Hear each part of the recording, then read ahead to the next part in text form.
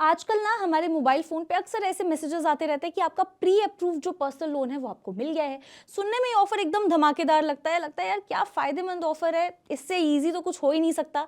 लेकिन इसके पीछे बहुत सारे रिस्क होते हैं और आपको ये चीज़ समझना ज़रूरी है ये लोन लेने से पहले। देखिए प्री अप्रूव्ड जो लोन होता है उसका मतलब ये है कि बैंक या फिर जो भी फाइनेंस कंपनी है वो आपके प्रोफ़ाइल को देख कर के पहले से यहाँ बोल चुके हैं कि भाई आप लोन ले सकते हो। लेकिन पैसा लेने के लिए आपको यहाँ पे कुछ कंडीशंस माननी ज़रूरी होती हैं। अब लोन लेने से पहले आपको 5 बातों का बहुत ज़्यादा ध्यान रखना है और अगर आपकी फैमिली में आप किसी को जानते हैं जो लोन लेने वाला है तो उसको भी आप ये वीडियो शेयर कर सकते हैं। पहला है इंटरेस्ट रेट, फिक्स है या फिर फ्लोटिंग रेट है, यानी कि जो बार-बार बदलते रहता है मार्केट के हिसाब से, आपको ये चीज़ें चेक करनी है।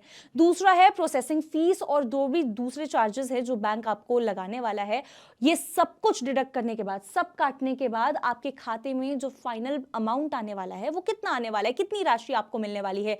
तीसरा है प्री पेमेंट और फोरक्लोजर। मान लीजिए कि आप चाहते हैं कि भाई अभी मेरे पास पैसे हैं और मैं ये जो पूरा अमाउंट पे करके और फिर अपना ये लोन का पूरा बंद ही करने वाला हूँ, उसके लिए क्या नियम है, क्या आपको कुछ चार्जेस पे करने पड़ रहे हैं, क्या है, ये सब कुछ आपको स्टार्टिंग से ही पता रहना चाहिए।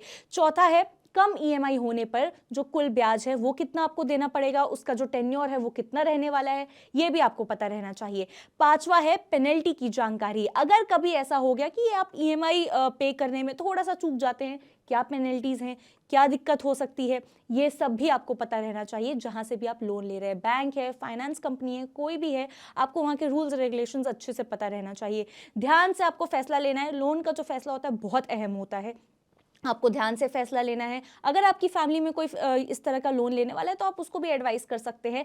भरोसा तुरंत मत करिए, सारी जानकारी ले लीजिए, सब कुछ आपको पता रहना चाहिए और उसके बाद ही सबसे एडवाइस लेने के बाद आप ये चीज़ के लिए एग्री कर सकते हैं कि आपको लोन चाहिए तो और आप इस पूरे प्रोसेस की तरफ आगे बढ़ सकते हैं। आपको ये जानकारी कैसी लगी आप हमें कमेंट करके ज़रूर बता सकते हैं। तब तक के लिए देखते रहिए मनी9।